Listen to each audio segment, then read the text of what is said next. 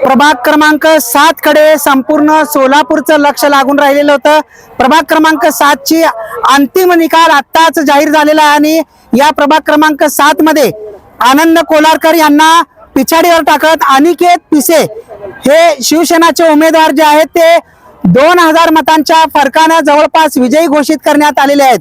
तर याच ठिकाणी प्रभाग 7 मध्ये ब मध्ये शिवसेनाचेच उमेदवार असलेले मनीषा कनसे यांचा मात्र पराभव झालेला आहे आणि या ठिकाणी श्रद्धा पवार भाजपाचे हे विजयी घोषित करण्यात आलेले आहेत।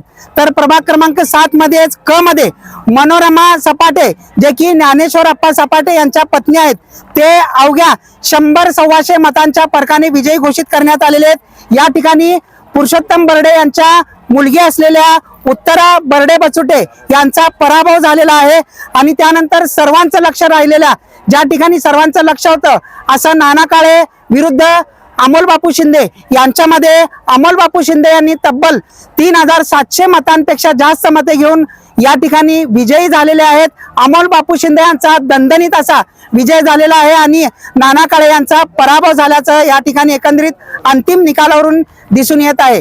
या ठिकाणी प्रभाग 7 मध्ये शिवसेनाचे 3 उमेदवार निवडून आलेले आहेत, अनिकेत पिसे, मनोरमा सपाटे आणि अमोल बापू शिंदे।